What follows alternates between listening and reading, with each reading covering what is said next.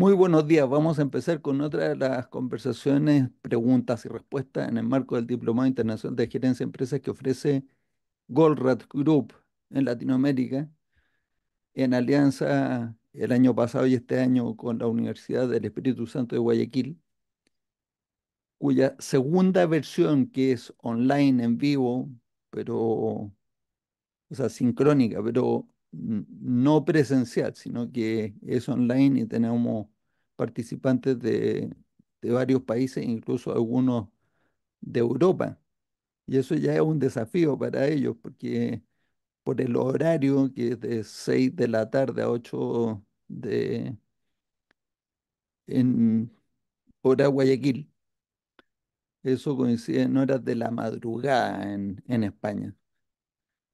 Y aún así hay inscritos. Tenemos inscritos de España. Entonces, empezamos el 11 de junio, previsiblemente, si es que no hay ningún inconveniente, que de aquí al 11 de junio pueden pasar cosas y se puede postergar el inicio. Adelantar nunca, pero postergar se puede postergar. Y los informes, pues los pueden encontrar aquí en la descripción de este video, eh, donde dice Diplomado Internacional. Bueno, la dirección completa está ahí escrita. Y desde la última semana que estuvimos conversando muy acaloradamente, yo apuesto que al resto ya se le olvidó lo que habíamos conversado, entonces podemos empezar a hablar de otra cosa. ¿Cómo están? Han pasado muchas cosas en el mundo. ¿Qué tal, Bruno? Mira, qué bueno ver a alguien que está ahí al aire libre, disfrutando un poco del frío, porque ahí en Jujuy debe hacer un frío, pero Sí, hoy está fantástico. bastante frío, un poco de llovizna, pero está lindo, está lindo. Yo Aquí quería ya aprovechar perdón, lleva lloviendo. Dale. quería aprovechar ya que somos pocos. eh, bueno, en primer lugar para felicitar ahí a Jorge, que va a ser parte del cuerpo docente. No sé si se podía decir eso, pero Sí, por a mí me supuesto. alegra. Sí, ya está, ya está. Y después, ya que somos pocos, hubo un tema acá que, o sea, en cuestiones de habilidades de comunicación, me gustaría si me pueden dar sugerencias prácticas a la hora de, este, en una conversación, tener esa capacidad como para ir escuchando lo que la otra persona le va diciendo e ir armando rápidamente, anotando las cuestiones importantes de esa charla como para poder devolver con argumentos o como para aprender a pensar rápido en una charla. Pero tampoco sin la intención de ganar la discusión, sino con el hecho de lograr poner sobre la luz quizás los supuestos, eh, y que la charla llegue a un puerto en donde nos entendamos mejor, ¿no? Es como algo que a mí me cuesta en lo personal, eh, pero que creo que es sumamente necesario practicarlo y desarrollarlo. Y justo esto de hablar pausado, para mí tiene que ver, porque por lo menos de ustedes dos, yo noto eso de que tienen esa capacidad para armar la idea y después expresarla tranquilamente y se entiende, digamos, ¿no? Ustedes ya me escucharon hablar muchas veces y hablo más rápido de lo que pienso, entonces muchas veces quizás no me doy a entender. Así que bueno, quizás un poco en síntesis la pregunta es esa, ¿no? Sugerencias prácticas para aprender a entender y a comunicarse mejor y a develar supuestos. Bueno, entonces yo voy a empezar a sonar como una galleta de la fortuna inmediatamente. Sí, sí, sin ninguna introducción. No, Regalo del día. claro. Pero, o sea, este comentario que hizo Bruno acerca del hablar pausado es porque antes de que empezáramos a grabar, Jorge y yo estábamos comentando que yo pensaba que yo hablaba muy lento, entonces que era muy bueno poner estos videos cuando uno lo veía en YouTube a mayor velocidad. Incluso en 2 por se me puede entender perfectamente bien a mí porque yo hablo lento. Entonces dice. Bruno muy generosamente dice, no, si no es lento, es pausado. Dice, bueno, muchas gracias, pero es lento, yo sé. Entonces, eh, la primera cosa que yo me doy como consejo a mí mismo, y que bueno, es una cosa que hay que trabajarla porque no es una técnica. O sea, es que no debe ser una técnica, sino que tiene que ser genuino interés de entender. Y no solo entender, sino que de estar abierto a que uno está equivocado.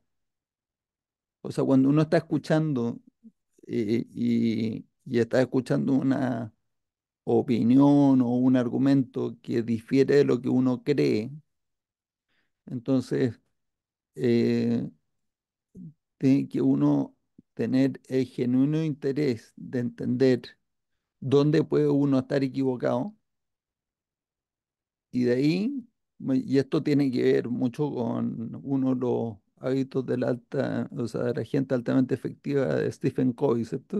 Eh, Primero entender y después buscar ser entendido, que era como el cuarto o quinto de los hábitos, no me acuerdo exactamente en el orden. Ujú, Y ese es un rasgo realmente importante, eh, porque cultiva eh, lo que yo creo que es uno de los aspectos más importantes o principales de la humildad. O sea, cuando uno le dice es que tú crees que eres dueño de la verdad, yo nunca he entendido bien esa palabra, o sea, esa frase, que uno dice, nadie es dueño de, o sea, dueño de qué. O sea, la verdad, si uno quiere definir la palabra verdad, es cuando la realidad se ajusta con lo que uno está diciendo, o sea, con la afirmación. ¿No es cierto? Uno hace una afirmación y eso se ajusta con la realidad y eso, a eso le podemos decir, eso fue una verdad. En ciencia hay muchas cosas que uno cree que son verdad, pero son aspirantes a verdad. Y son, como dice Karl Popper, siempre se me olvida el nombre de Karl Popper, es que pienso en otro filósofo también alemán, pero Karl Popper es el que te dice, las teorías científicas se dividen en dos grupos, las que ya se demostraron falsas y las que todavía no. O sea, las que ya fueron refutadas y las que están esperando a ser refutadas, excepto en matemáticas. En matemáticas, que un cuerpo en sí mismo es un... ahí se pueden demostrar los teoremas y los teoremas quedan demostrados para siempre. Nunca más se pueden refutar. Eso es espectacular, desde el punto de vista de las matemáticas, claro. Así que este es el primer pensamiento, o sea, tener el genuino interés de entender qué es lo que te están diciendo, no que uno esté pensando ahora cómo se lo refuto, sino que entender qué es lo que te están diciendo. Y entonces ahora, segundo consejo, y aquí ya enganchando con procesos de pensamiento de Goldratt, donde la nube de conflicto para mí es como el 80% de teoría de restricciones. mm, Definitivamente no es el 80% en literatura. O sea, tú puedes escribir todo lo que quieras acerca de la nube de conflicto y yo creo que lo agotas como en 20 páginas, 40 páginas. Y después puedes escribir otras 2000 o 3000 páginas respecto de muchas otras aplicaciones de teoría de restricciones. Sin embargo, desde el punto de vista conceptual del fundamento de teoría de restricciones, yo creo que el 80%, porque todo parte del pensamiento científico, de enfrentar una contradicción y desarrollar el conocimiento para eliminarla. Y de ahí entonces vamos desarrollando soluciones logísticas de producción, en marketing, en ventas, esta misma comunicación.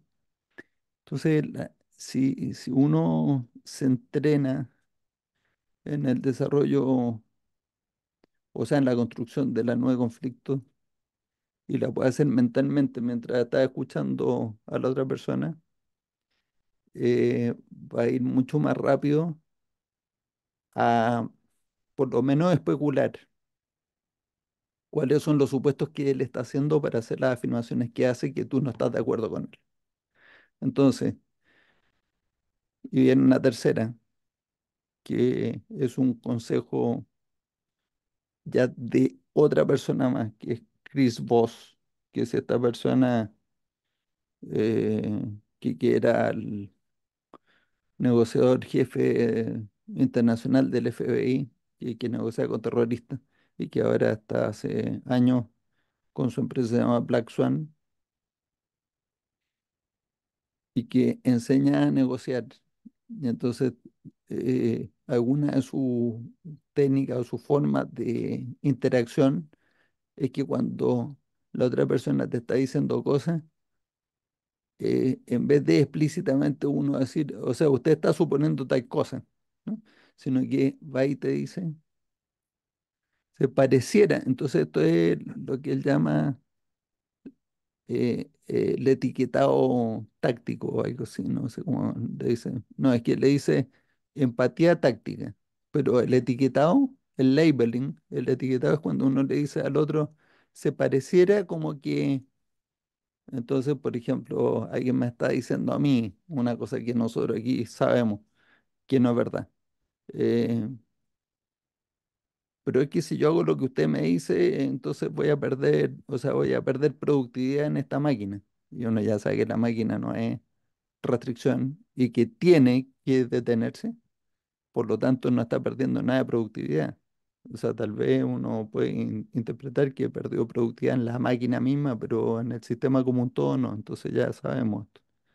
Entonces uno, cuando le empieza a decir eso, dice, pareciera que usted, entonces pareciera que es como la introducción a la frase y lo etiqueta, dice, que usted considera que cada minuto que se pierde en una máquina se perdió en el sistema completo.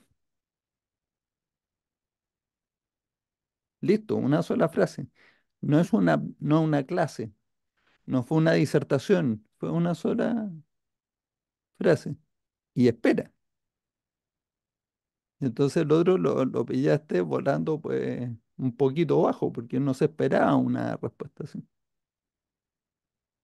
Entonces, genuino interés en entender, dominar la nube de conflicto para ir armando el puzzle. Y entonces uno, cuando va escuchando al otro y el otro dice que yo insisto en que hagamos tal cosa, en tu mente armas la nube y ya ves cuál es la necesidad que el otro está tratando de satisfacer con su posición, con esa afirmación, con lo que él insiste. Y todo esto en segundos, ¿cierto? Pocos segundos uno hace todo. Y entonces dice, bueno, debe estar suponiendo tales cosas. Entonces, si se te ocurre más de una, se te ocurre una, está fácil porque uno va y hace la pregunta. Pero si se te ocurre más de una, entonces elige la más probable. Si no le pegaste, el otro te lo va a revelar. Pero yo creo que de esa manera es como puede avanzar la conversación mucho mejor porque tú no lo estás contradiciendo. Incluso si quieres ser un poquito más explícito, yo entiendo que usted quiere, y entonces ahí le pone la condición necesaria a la B o la C, donde haya caído en tu nube mental la cosa. Y pareciera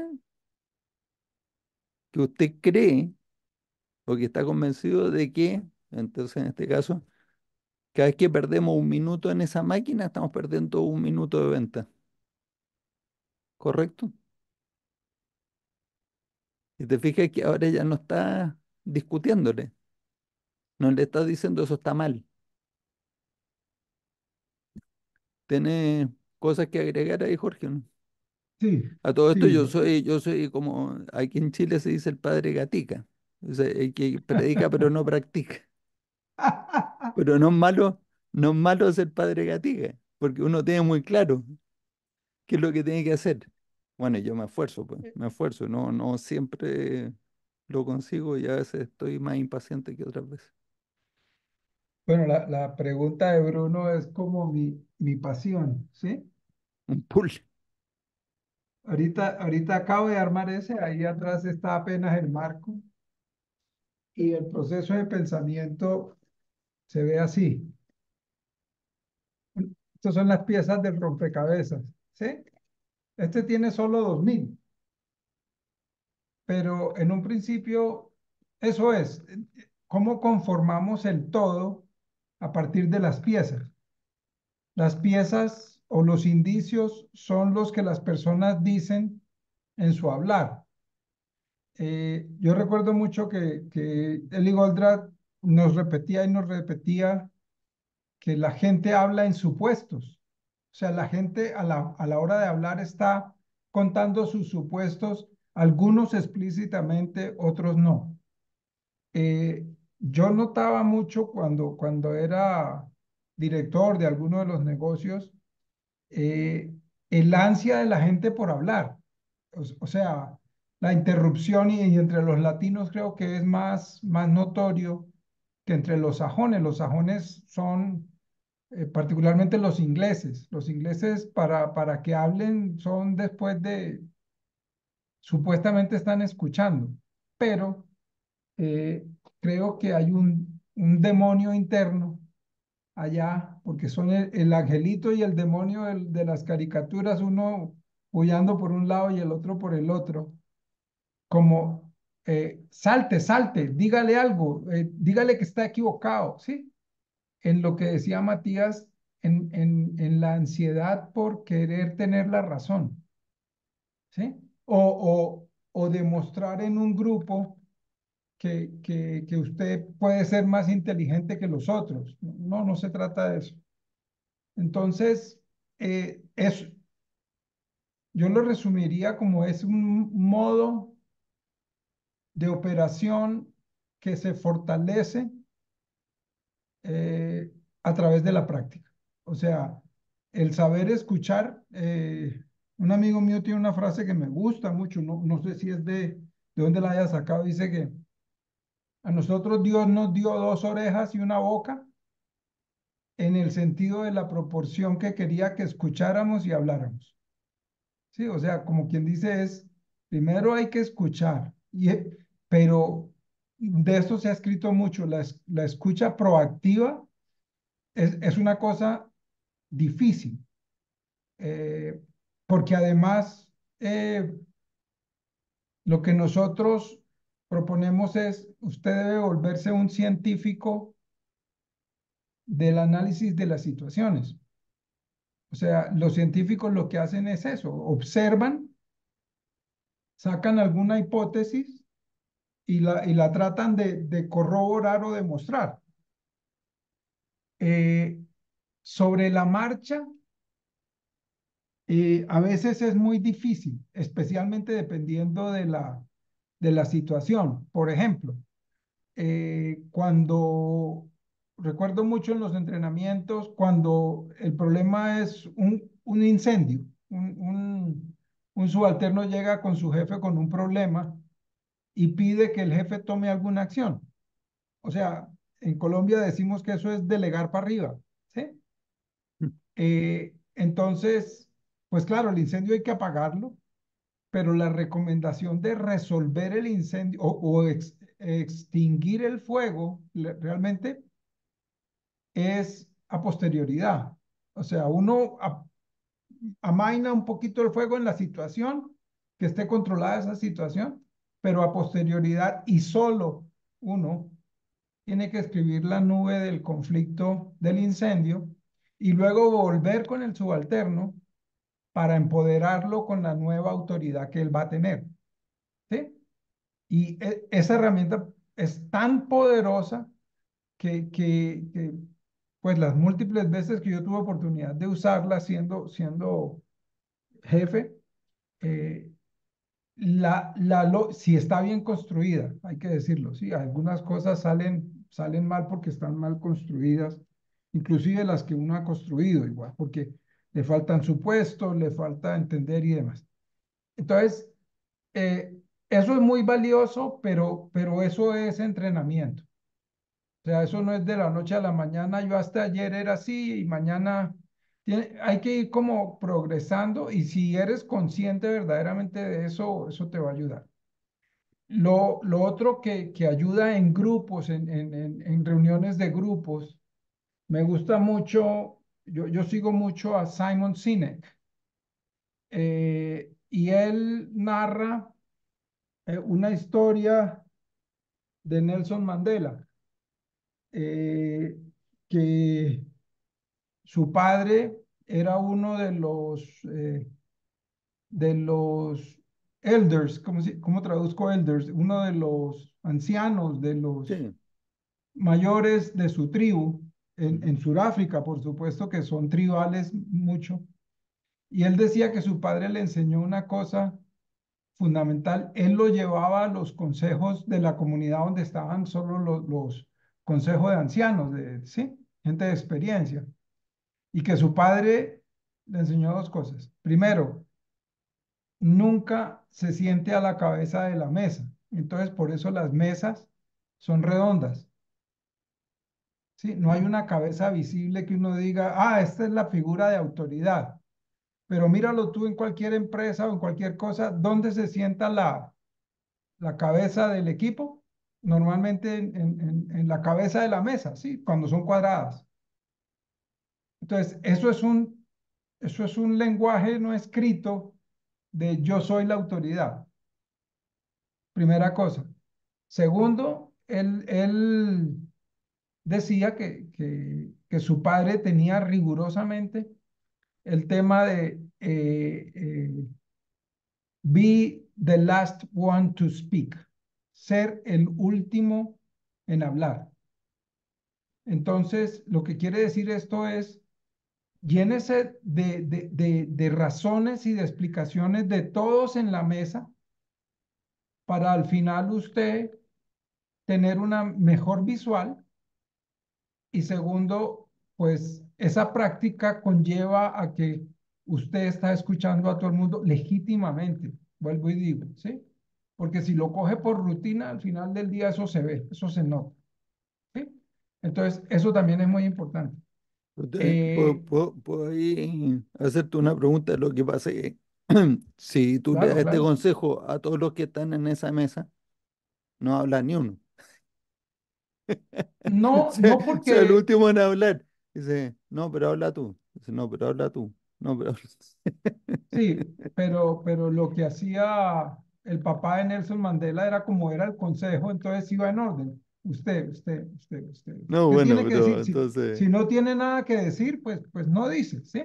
no, bueno, O pero a entonces veces, al final alguien ahí que está haciendo de moderador y que tiene algo de autoridad para poder decidir quién habla antes y quién habla después. O claro, sea porque es que, que, digamos que no es, o sea, está bien. Yo lo entiendo, sobre todo el que es más jefe, o sea, el que está de autoridad, le conviene hablar de último. sí, es que ese es precisamente el punto.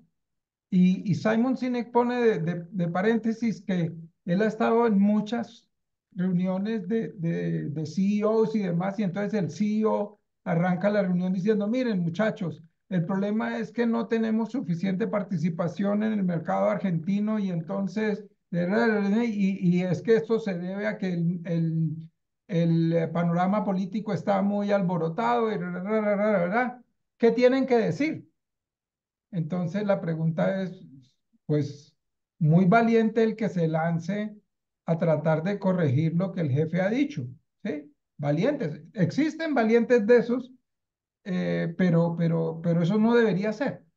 Entonces, respecto a los procesos de pensamiento, que es tu inquietud, concuerdo grandemente con Matías.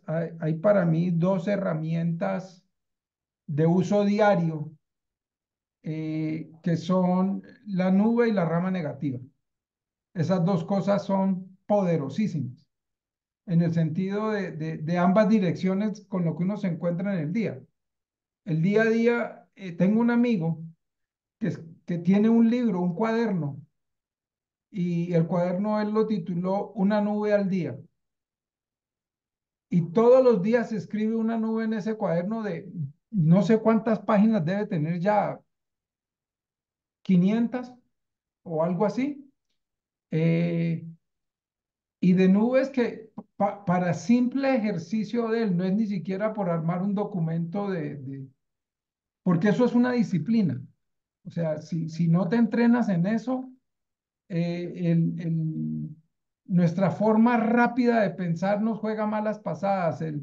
El cerebro y la amígdala nos están puyando a- láncese, no, ¿sí?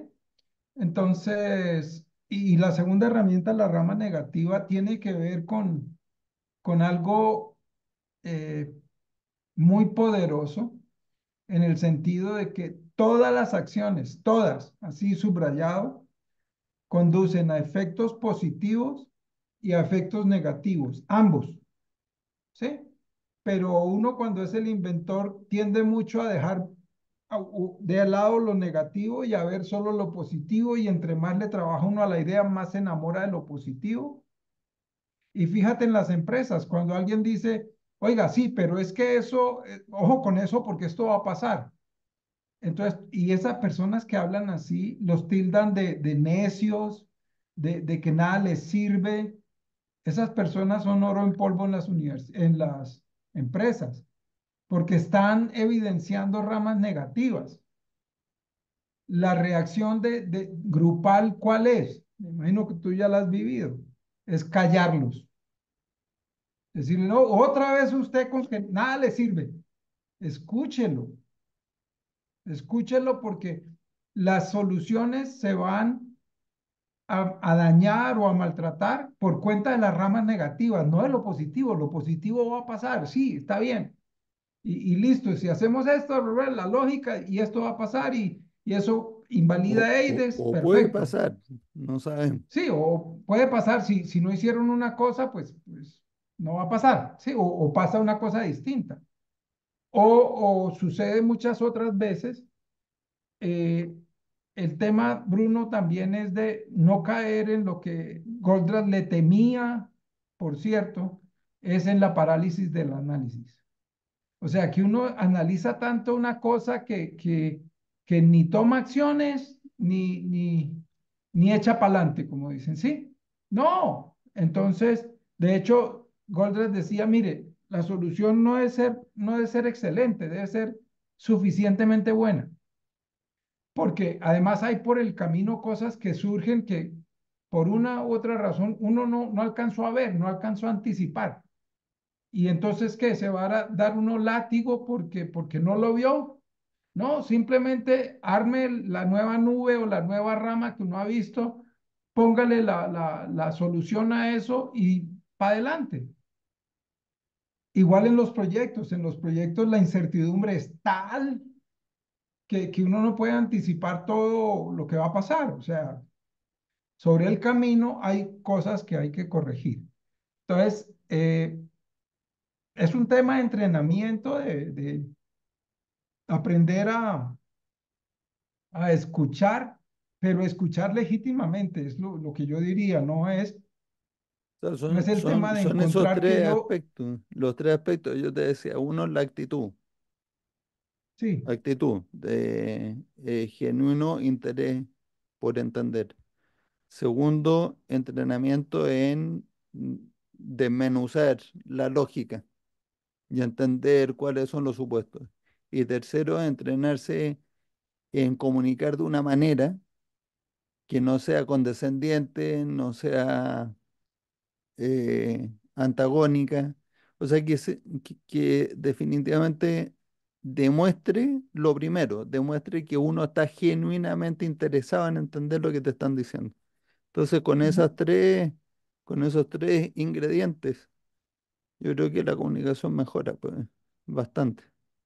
sí, y a mí yo lo uso con mucha frecuencia, es una frase neutra en el sentido de estar en una conversación y tú dices, mire, déjeme ver si he entendido lo que usted me acaba de decir, sí, parafraseando. Entonces, yo entendí que lo que usted me quiere decir es que esto y esto y esto, con lógica, ¿no? O sea, si esto, entonces hacemos esto y eso va a conducir a esto. ¿Entendí bien? Sí, porque fíjese, en la misma forma de las frases, muchas personas dicen, me hice entender, Mm, y uno eso dice, es what? muy colombiano. Muy, me ha hecho entender, como diciendo, what? Sí, entonces está corroborando como que lo que está diciendo no tiene dudas. Y si alguien le refuta, se emberracan, como decimos acá. Chris Voss, en vez de hacer tanta introducción, te dice, tienes que hacerle efecto espejo. En inglés le Mm, dicen mirroring. ujú, ujú, Entonces, cada tantas frases que te va diciendo el otro, las frases claves tú se las repites de vuelta. sí. Y, y, y bueno, digamos, el wrap up de estos comentarios para mí sería ¿cuál es el objeto de lograr volverse bueno en esto que estamos hablando? ¿Cuál es la meta de ser bueno en esto? ¿Sí? Si te preguntáramos eso, ¿tú qué dirías?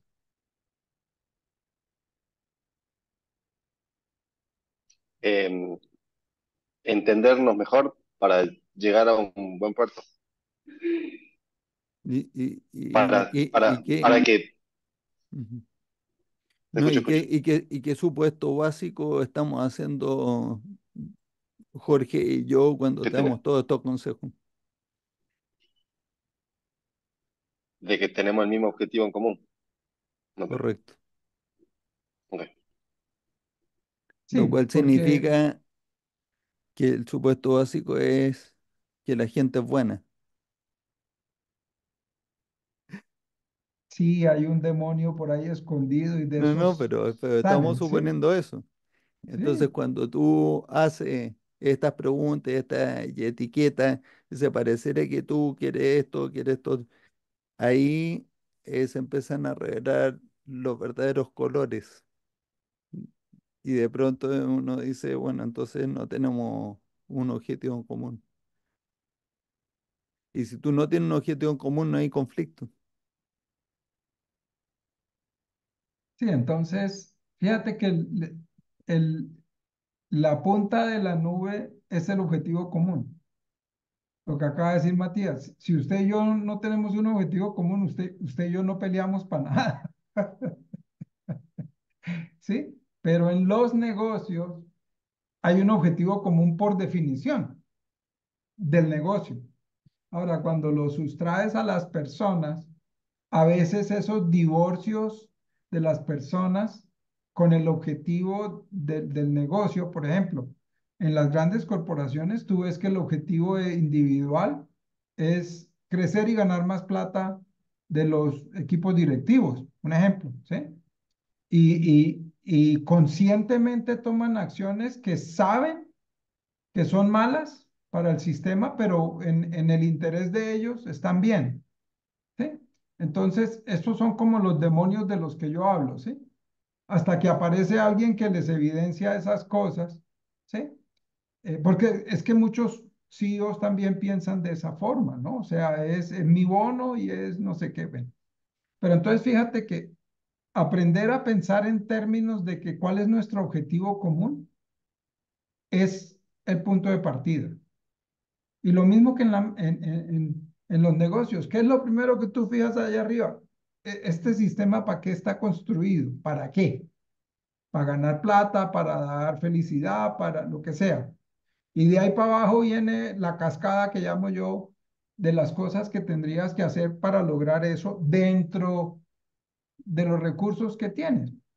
En las empresas, a mí me sorprende, desde mucho tiempo atrás, de hecho cuando tuve la oportunidad de cambiarlo lo hice, es lo que yo llamo la reunionitis. O sea, y uno llama, oiga, y Bruno, no, el doctor está en una reunión y llama 1 o 2 horas después, dice, está en otra reunión y se la pasan en una cantidad de reuniones no porque la reunión sea mala, sino porque se acostumbraron a reunirse para no tomar decisiones. O sea, yo no he visto nunca muchas reuniones que se vuelvan efectivas, ¿sí? A no ser de que estén construidas para ser efectivas.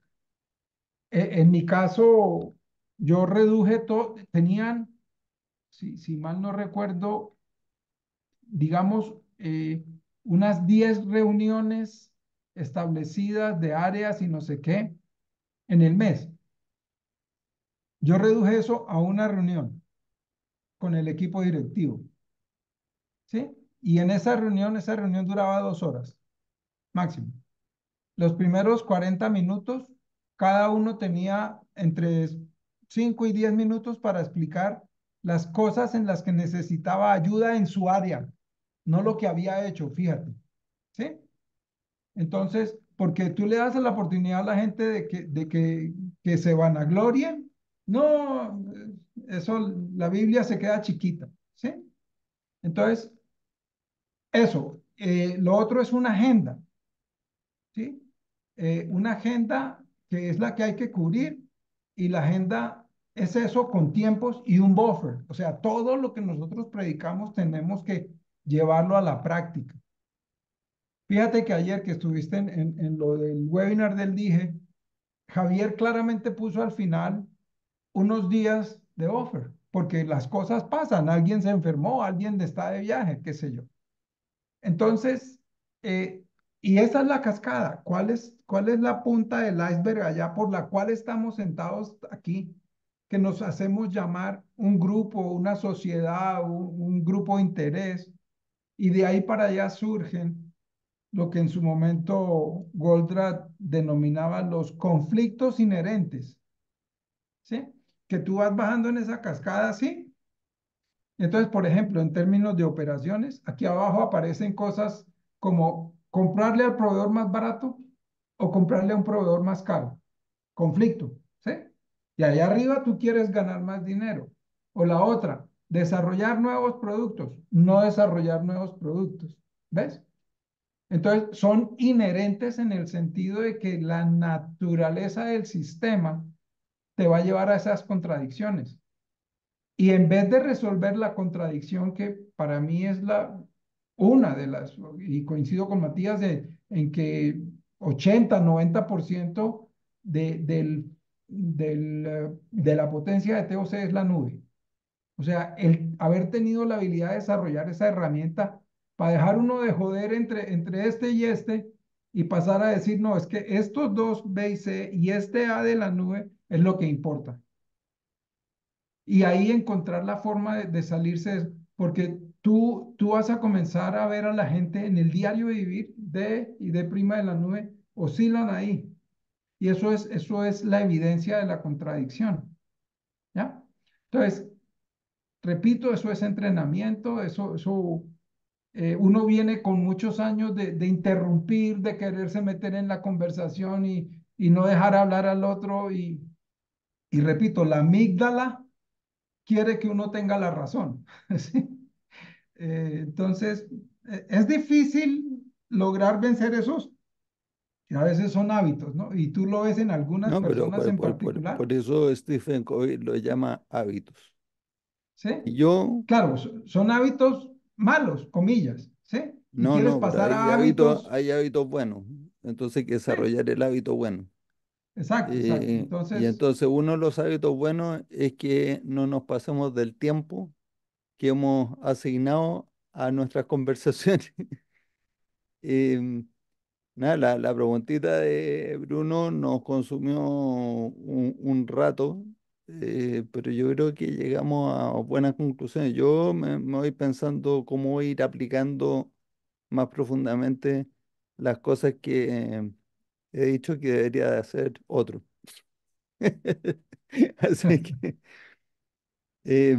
bueno, muchísimas gracias por esta conversación de hoy.